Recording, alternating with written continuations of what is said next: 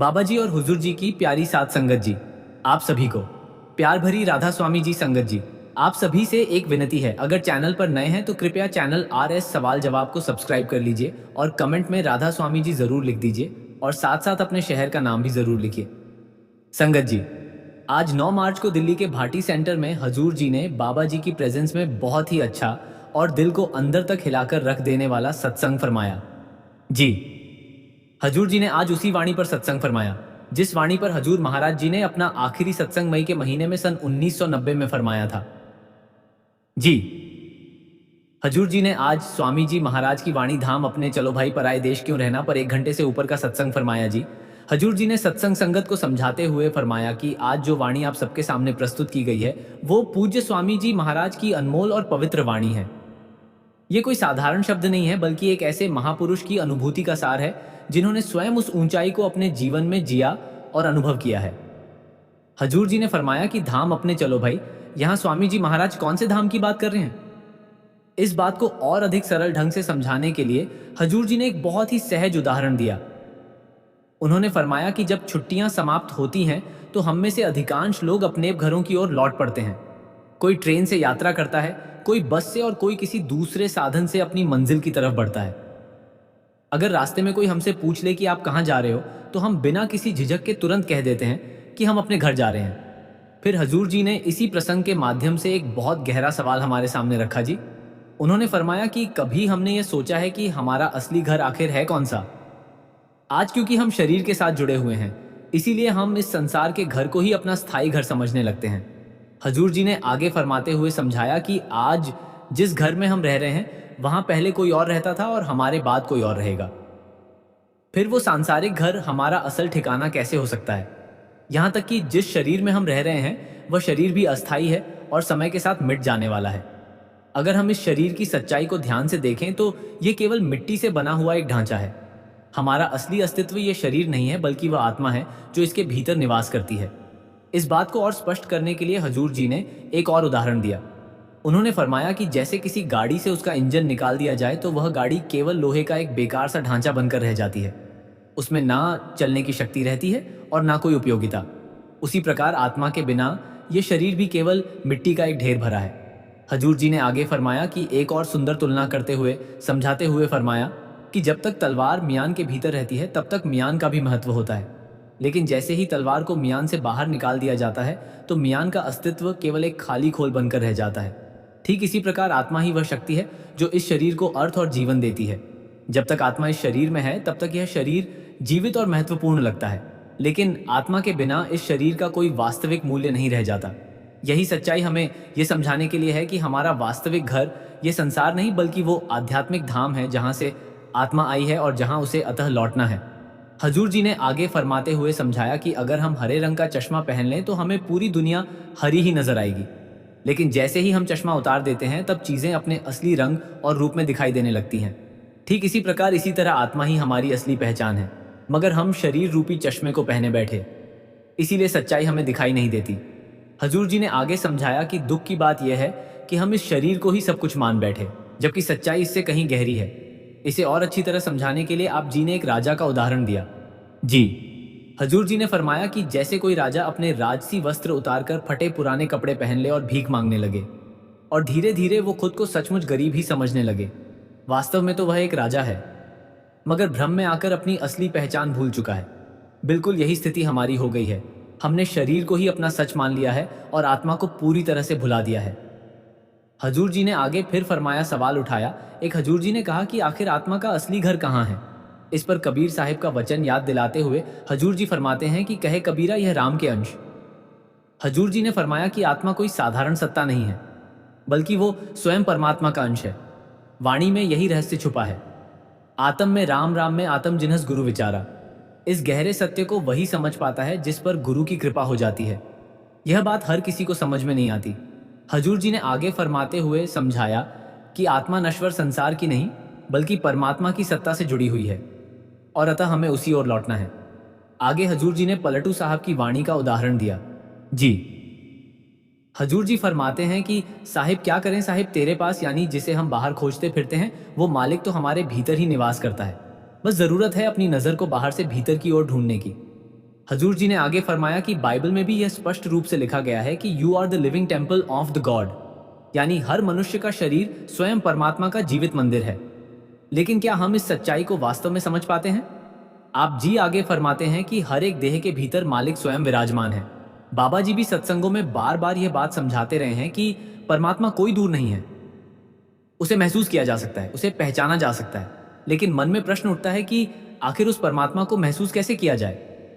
इसी संदर्भ में हजूर जी ने वाणी का उदाहरण देते हुए फरमाया कि सौजन निर्मल जिनाब बचाता, अर्थात जिसने मालिक को पहचान लिया, जिसने अपने भीतर झांक कर उसे जान लिया, वही व्यक्ति जीवन के असली उद्देश्य को समझ सका। आप जी आगे फरमाते हैं कि हमारी भूल यह रही है कि हमने परमात्मा के अस्तित्व को केवल एक इंसानी रूप तक सीमित कर दिया, जबकि वाणी में साफ कहा गया है चौथे लोक बसत एक स्वामी, यानी वो परमात्मा सचखंड में निवास करता है जो इस भौतिक संसार से कहीं ऊपर है। हजूर जी ने आगे फरमाया कि महाराज जी अक्सर ये कहा करते थे कि यह देश हमारा वास्तविक देश नहीं है, यह कौम हमारी असली कौम नहीं है, और यह धर्म भी हमारा असली धर्म नहीं है। हमारा सच्चा देश तो सचखंड है, हमारी असली पहचान सच्चा नाम है, और हमारा धर्म केवल एक ही है, मालिक से प्रेम करना, उससे इश्क करना, उसी में पूरी तरह से लीन हो जाना। आगे हजूर जी ने बहुत ही सरल और गहरा उदाहरण देकर समझाया। जी, हजूर जी फरमाते हैं कि अभी हमारी अवस्था उस बच्चे जैसी है जो नर्सरी की कक्षा में पढ़ रहा हो और 12वीं के पाठ को समझने का प्रयास कर रहा हो। हर चीज का एक समय और एक प्रक्रिया होती है। जैसे सोना आग में तप कर ही अपनी पूरी चमक और कीमत प्राप्त करता है, वैसे ही आत्मा को भी अनुभवों और साधना की अग्नि से गुजरना पड़ता है। आप जी फरमाते हैं कि उसी प्रकार से आत्मा की नींव मजबूत होती और आत्मा अपने असली धाम को पहचान पाती। हजूर जी ने आगे संगत को एक अत्यंत सरल लेकिन बहुत ही गहरे अर्थ वाले उदाहरण के द्वारा फरमाया जी समझाते हुए फरमाया कि जिस प्रकार एक छोटा सा बीज अपने भीतर यह क्षमता छुपाए रहता है कि समय आने पर वो एक विशाल और घना वृक्ष बन सकता है, उसी तरह हमारी आत्मा भी परमात्मा का अंश है। उसके भीतर भी वही दिव्य शक्ति और संभावना मौजूद है कि वह अंततः अपने मूल स्त्रोत्र अर्थात मालिक तक पहुंच जाए। हजूर जी ने आगे फरमाते हुए समझाया कि यह मानव जीवन हमें यूं ही नहीं मिला है। मालिक ने हमें यह जन्म किसी संयोग से नहीं दिया है। इस जीवन के पीछे एक बहुत बड़ा उद्देश्य छुपा हुआ है। यह अवसर इसीलिए मिला है ताकि हम अपने असली स्वरूप को पहचान सके, अपने अस्तित्व की सच्चाई को समझ सके और उस मार्ग पर चल सके जो हमें वापस परमात्मा की ओर ले जाता है। इस बात को और स्पष्ट करने के लिए हजूर जी ने एक और बहुत ही साधारण लेकिन गहरा उदाहरण दिया जी। उन्होंने फरमाया कि यदि कोई बच्चा स्कूल में दाखिला ले और फिर पढ़ाई करने के बजाय इधर उधर भटकता रहे, अपना समय व्यर्थ के कामों में बिताने लगे, तो भला उसे कौन समझदार कहेगा? लोग तो यही कहेंगे कि वह अपने असली उद्देश्यों को भूल गया है। ठीक इसी प्रकार यदि हम भी इस मानव जीवन के वास्तविक लक्ष्य को भूलकर मालिक की ओर बढ़ने के बजाय संसार की उलझनों और आकर्षणों में खो जाए, तो हमें भी बुद्धिमान कैसे कहा जा सकता है? हजूर जी ने आगे फरमाते हुए समझाया कि अक्सर हम अपने आराम, सुविधा और आदतों के दायरे में ही सीमित होकर रह जाते हैं। हम वही करते हैं जिसमें हमें तुरंत सुख या सुविधा महसूस होती। यही कारण है कि मालिक की प्राप्ति हमसे दूर होती चली जाती है। जब तक मनुष्य अपने आराम की सीमाओं से बाहर निकलने का एहसास नहीं करता, तब तक उस परम सत्य तक पहुंचना संभव नहीं हो सकता। हजूर जी आगे फरमाते हैं कि जब आत्मा पहली बार इस सृष्टि में आई थी, तब उसे परमात्मा से अलग होने का कोई दुख नहीं था। लेकिन समय बीतने के साथ साथ हम संसार के बाहरी आकर्षणों में, दिखावे में और असंख्य व्यर्थ की गतिविधियों में उलझते चले गए। धीरे धीरे हमारा ध्यान उस मूल सत्य से हटकर पूरी तरह इस मायावी संसार में अटक गया। मनुष्य का यह जीवन हमें केवल यूं ही नहीं मिला है। मालिक ने हमें विवेक, समझ और निर्णय लेने की शक्ति देकर इस संसार में भेजा है। वो चाहता तो हमें किसी पशु की योनि में भी भेज सकता था, जहां समझने और पहचानने की शक्ति ही नहीं होती। लेकिन उसने हमें यह दुर्लभ मानव जन्म दिया ताकि हम अनुभव प्राप्त कर सके, अपने असली स्वरूप को जान सके और अंततः उसी परमात्मा में वापस लीन हो सके जहां से हम आए हैं। हजूर जी ने स्थिति को समझाने के लिए एक और उदाहरण दिया जी। हजूर जी फरमाते हैं कि रात के समय एक पतंगा बार बार किसी बल्ब की रोशनी के चारों ओर चक्कर लगाता रहता है। वो उस चमक से इतना आकर्षित हो जाता है कि बार बार उसी के पास जाता है और अंत में उसी में जलकर अपनी जान गंवा बैठता है। ठीक उसी तरह मनुष्य भी अपने पूरे जीवन में भटकता रहता है। संसार की चकाचौंध उसकी झूठी चमक, धमक और आकर्षणों में इतना खो जाता है कि उसे यह भी याद नहीं रहता कि मृत्यु हर पल उसके बिल्कुल पास खड़ी। फिर भी वह बेखबर होकर संसार के जाल में फंसता ही चला जाता है। एक उलझन से निकलकर दूसरी उलझन में जाकर फंस जाता है और फंसता ही रहता है और इस अनमोल मानव जीवन को व्यर्थ गवा देता है। इस स्थिति में ना तो उसे अपनी असली घर का पता चलता है और ना ही मालिक के साथ उसका कोई वास्तविक संबंध बन पाता है। हजूर जी ने आगे बड़े ही दृढ़ शब्दों में फरमाया जी। हजूर जी ने कहा कि हमारे जीवन का केवल एक ही सच्चा उद्देश्य है और वो है माली की प्राप्ति। अनगिनत जन्मों के दौरान हमने असंख्य जूनियां भोगी हैं।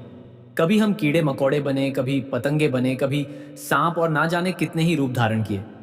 इन 84 लाख योनियों की लंबी यात्रा के बाद हमें यह दुर्लभ मानव शरीर प्राप्त हुआ है। यह अक्सर यूं ही नहीं मिला है। यह इसीलिए मिला है ताकि इसी जन्म में हम पाली को प्राप्त करने का प्रयास कर सकें। इसीलिए इस अवसर को हल्के में नहीं लेना चाहिए और ना ही इसे यूं ही व्यर्थ गवा देना चाहिए। हमें अपने जीवन के वास्तविक उद्देश्य पर ध्यान केंद्रित करना होगा। संसार की छोटी छोटी परेशानियों और झमेलों में उलझकर हमें अपने जीवन दिशा नहीं खोनी चाहिए, बल्कि उस मार्ग पर चलना चाहिए जो हमें हमारे असली घर परमात्मा तक पहुंचा सके। आगे हजूर जी संगत को समझाते हुए फरमाते हैं कि मनुष्य की एक बड़ी भूल यह है कि वह जीवन भर दौलत और ऊंचे ओहदे के पीछे भागता रहता है, जबकि वास्तव में धन का उद्देश्य केवल इतना था कि हमारे जीवन में कुछ सुकून आ सके, जीवन की जरूरतें आसानी से पूरी हो सके और जीवन थोड़ा सहज बन जाए। हजूर जी ने आगे फरमाया कि आमतौर पर शुरुआत में मनुष्य का घर छोटा होता है। धीरे धीरे परिस्थितियां बदलती हैं, कमाई बढ़ती है और वह बड़ा घर बना लेता है। समय के साथ कई लोगों के पास 2-3 मकान भी हो जाते हैं। गाड़ियों के मामले में भी यही स्थिति होती है। पहले एक छोटी गाड़ी से काम चल जाता है, फिर कुछ समय बाद बड़ी गाड़ी आ जाती है। आज तो हाल यह है कि कई घरों में परिवार के हर सदस्य के लिए अलग अलग गाड़ी होती है। लेकिन हजूर जी ने बड़ी गहरी बात समझाते हुए उन्होंने फरमाया कि वही दौलत जो कभी हमें आराम और सुकून देने के लिए थी, आज हमारे चैन को छीनने लगी। वही धन अब हमारी चिंताओं का कारण बन गया है। रातों की नींद उड़ जाती, कभी इनकम टैक्स का डर सताता है, कभी बाजार के गिरने का भय परेशान करता है। हजूर जी ने संगत को यह भी याद दिलाया कि पहले के समय में परिवार एक साथ रहते थे। घर का जो भी धन होता था वो पूरे परिवार का साझा माना जाता था। सभी मिलजुल कर रहते थे और सब कुछ बांटकर इस्तेमाल करते थे। लेकिन आज के समय में हर व्यक्ति ने अपने अपने घेरे बना लिए। हालात यहां तक पहुंच गई है कि पति और पत्नी के भी अलग अलग बैंक खाते हो गए। हजूर जी ने इसके बाद उदय यानी पद की बात भी समझाई। जी, हजूर जी ने फरमाया कि हमें जो पद या प्रतिष्ठा मिलती है उसका उद्देश्य यह होता है कि हमारे जीवन में कुछ सुविधाएं आए और हमारा काम थोड़ा आसान हो जाए। लेकिन अक्सर ऐसा होता है कि जब तक वह पद हमारे पास रहता है तब तक हम उसकी आदत डाल लेते हैं। फिर जब वो ओहदा किसी कारण से चला जाता है तब हमारी आदतें तो वही रहती हैं, लेकिन वो ओहदा नहीं रहता। उस समय उसका जाना हमें भीतर से बहुत तोड़ देता है। जो ओहदा कभी हमें सुख और सम्मान देने के लिए मिला था, वही अंत में हमारे दुख का कारण बन जाता है। फिर इसके बाद हजूर जी ने बच्चों के विषय में बहुत ही गहरी बात समझाई। हजूर जी ने फरमाया कि बच्चों को पाने के लिए लोग ना जाने कहां कहां जाकर माथा टेकते हैं, कितनी जगह दुआएं मांगते हैं, कितनी मन्नतें करते हैं कि उनके घर संतान हो जाए। लेकिन जब बच्चे हो जाते हैं तो हम उन्हें समझने के बजाय उन्हें अपनी इच्छा के अनुसार चलाने लगते हैं। हम हर समय उन्हें आदेश देते रहते, अब खाना खाओ, अब ये करो, अब वो करो, अब पढ़ाई करो। जबकि हमारा असली उद्देश्य तो ये होना चाहिए था कि हम उनके चरित्र का निर्माण करें, उन्हें अच्छे संस्कार दें और उन्हें जीवन के सही रास्ते पर चलना सिखाएं। लेकिन हम ऐसा करने के बजाय केवल उन्हें नियंत्रित करने में ही उलझे रहते हैं। परिणाम यह होता है कि हम बच्चों को वास्तव में अपने करीब रख ही नहीं पाते। धीरे धीरे समय बीतता है और एक दिन वही बच्चे हमसे दूर हो जाते हैं। फिर हालत यह हो जाती है कि वो कई कई हफ्तों बाद हमें फ़ोन करते हैं। तब हमें सोचने पर मजबूर होना पड़ता है कि जिन बच्चों को हम अपने जीवन का सबसे बड़ा सुख समझते थे, क्या वही वास्तव में हमारे सुख का कारण बने या फिर दुख का कारण बन गए। हजूर जी ने आगे बड़ी ही गहराई से समझाते हुए फरमाया। हजूर जी ने फरमाया कि असल समस्या यह है कि हम ज़रूरत और चाहत के बीच का फ़र्क ही नहीं समझ पाए। हमें यह समझ ही नहीं आया कि जीवन में वास्तव में कितनी चीज़ों की आवश्यकता है और कितनी केवल हमारी इच्छाएं हैं। वाणी में भी इसी सत्य को व्यक्त करते हुए फरमाया गया है कि सब पर्वत जड़ियां मौत तलवाम हैं, अर्थात हमारी इच्छाएं इतनी भारी हो चुकी हैं कि वे पर्वतों से भी अधिक बोझिल हो गईं, जबकि मृत्यु हमारे सिर के बिल्कुल ऊपर तलवार की तरह खड़ी है और हर क्षण हमें पुकार रही है। फिर भी मनुष्य अपनी इच्छाओं और लालसाओं में इतना उलझा रहता है कि उसे इस सच्चाई का एहसास ही नहीं हो पाता। और यही कारण है कि वो जीवन के असली उद्देश्यों को भूलकर संसार की दौड़ में ही उलझा रहता है। फिर आगे इसके बाद हजूर महाराज जी ने संगत को समझाते हुए कहा कि आज के समय में मनुष्य की स्थिति ऐसी हो गई है कि वह सुबह उठते ही बेचैनी और क्रोध से भरा हुआ होता है। हमारे जीवन पर काम, क्रोध, लोभ, मोह और अहंकार जैसे विकारों का इतना गहरा प्रभाव हो गया है कि उन्होंने हमारे जीवन को भारी और कष्टमय बना दिया। इन विकारों ने हमारी आत्मिक शांति को लगभग लगभग छीन लिया। इसी सच्चाई को वाणी में इस प्रकार व्यक्त किया गया है। होम में दीर्घ रोग है, दारू पिए समाये, अर्थात मनुष्य के भीतर यह एक लंबा और गहरा रोग बस गया है। लेकिन यदि माली की कृपा हो जाए और हम गुरु के शब्द का सहारा ले, गुरु के नाम का स्मरण करें, तभी यह रोग धीरे धीरे मिट सकता है और मन को शांति प्राप्त हो सकती है। हजूर जी आगे फरमाते हैं कि अतः इस संसार में एक ही सच्चा सहारा है और वह है मालिक का प्रेम। बाकी सब कुछ अस्थायी है। स्वामी जी महाराज ने भी यही समझाया है कि जो व्यक्ति गुरु के नाम को अपने जीवन में संभाल कर चलता है, वही वास्तव में अपने असली धाम की ओर बढ़ रहा होता है। हजूर जी ने फिर नाम की महत्ता को समझाते हुए फरमाया कहा कि नाम दो प्रकार के होते हैं। एक होता है वर्णनात्मक नाम और दूसरा होता है ध्वनात्मक नाम। वर्णात्मक नाम वह है जिसे हम शब्दों के माध्यम से व्यक्त करते हैं, जैसे हम जल को, सूर्य को या हवा को अलग अलग नामों से पुकारते हैं और कभी कभी उन्हें देवताओं का रूप भी दे देते हैं। इसी प्रकार सृष्टि के निर्माण और उसके संचालन को समझाने के लिए हमें ब्रह्मा, विष्णु और महेश जैसे रूपों की कल्पना की और जो सृष्टि के जन्म, पालन और संहार का प्रतीक माने जाते। लेकिन आगे हजूर जी ने स्पष्ट किया कि असली नाम वो है जो ध्वनि के रूप में विद्यमान है। वही अदृश्य शक्ति है जो पूरी सृष्टि को निरंतर गति दे रही। आप जी ने आगे बहुत ही स्पष्ट शब्दों में फरमाया जी। उन्होंने फरमाया कि यही नाम सृष्टि के आरंभ का मूल कारण है और वही नाम इस समूची सृष्टि को निरंतर चलाए हुए। हजूर जी आगे फरमाते हैं कि यदि वही नाम, वही शक्ति हमारे शरीर से अलग हो जाए तो उसी क्षण यह शरीर निष्प्राण हो जाएगा, उसका अस्तित्व समाप्त हो जाएगा। वाणी में भी यही सत्य प्रकट किया गया है। सब में ज्योत ज्योत है, सो तीसरे चानन सब में चानन, अर्थात वही एक दिव्य ज्योति हर जीव के भीतर विद्यमान है। वही एक प्रकाश हर प्राणी में समान रूप से विद्यमान है और उसी के कारण जीवन संभव है। हजूर जी ने आगे फरमाते हुए समझाया कि आधुनिक विज्ञान भी किसी न किसी रूप में इसी सत्य की ओर संकेत करता दिखाई देता है। विज्ञान ये कहता है कि सृष्टि की उत्पत्ति एक महाविस्फोट से हुई थी और उसी क्षण प्रकाश और ध्वनि का जन्म हो। हजूर जी ने आगे फरमाया वही मूल ध्वनि, वही दिव्य नाद आज भी हमारे भीतर मौजूद है। वो निरंतर हमें पुकार रहा है, लेकिन हम उसे सुन ही नहीं पा रहे क्योंकि हमारा ध्यान बाहर की दुनिया में उलझा हुआ है। इस बात को समझाने के लिए हजूर जी ने एक बहुत ही गहरा उदाहरण दिया जी।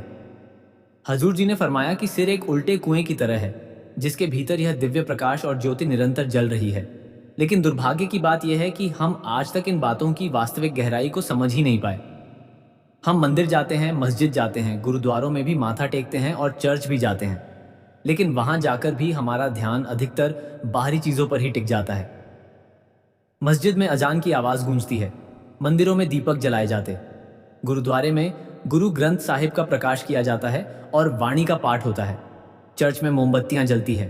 यह सब धार्मिक परंपराओं के सुंदर प्रतीक है और उनका अपना महत्व भी है। लेकिन परम सत्य इन बाहरी स्थानों में नहीं छुपा हुआ है।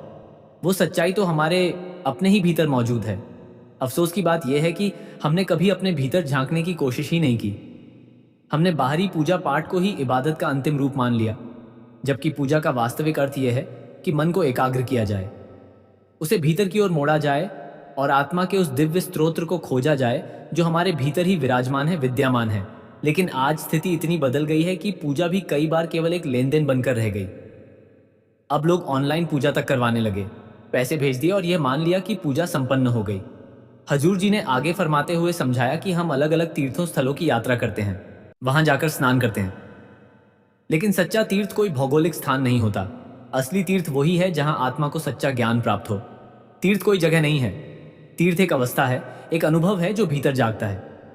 हजूर जी ने आगे फरमाते हुए समझाया कि पहले समय में स्नान का असली उद्देश्य केवल शरीर को साफ करना होता था, जिससे कि बाहरी सफाई हो सके, ताकि इंसान एकाग्र होकर माली की भक्ति में बैठ सके और सहजता से भजन सिमरन हो पाए। लेकिन आज इंसान ने नहाने को ही मुक्ति का मार्ग समझ लिया है।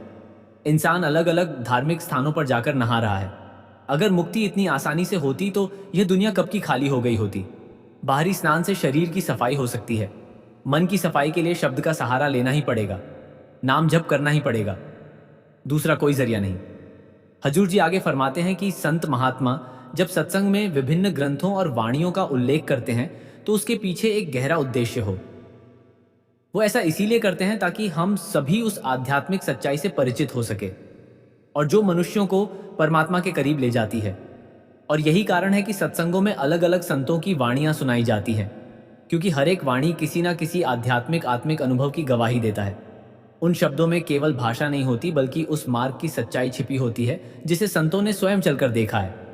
हजूर जी ने आगे स्पष्ट करते हुए फरमाया कि संत महात्मा जब किसी ग्रंथ या वाणी का सहारा लेकर हमें समझाते हैं तो वह केवल किताबों में पढ़ा हुआ ज्ञान नहीं होता, वो उनके अपने जीवन के अनुभवों और आत्मिक अनुभूतियों का निचोड़ होता है।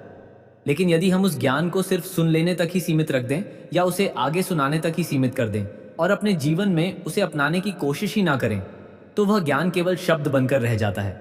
हजूर जी ने आगे फरमाते हुए समझाया कि किसी भी बात का वास्तविक लाभ तभी मिलता है जब हम उस पर अमल करते हैं। तभी हमारे भीतर सच्चा विश्वास पैदा होता है। केवल सुनना या बोलना हमें मंजिल तक नहीं पहुंचाता, उस पर चलना ही असली साधना है। संगत जी, ये सब कुछ आज हजूर जी ने सत्संग में फरमाया जी। वीडियो को शेयर जरूर करें जी और कमेंट में एक प्यार भरा राधा स्वामी जरूर लिखे। राधा स्वामी जी।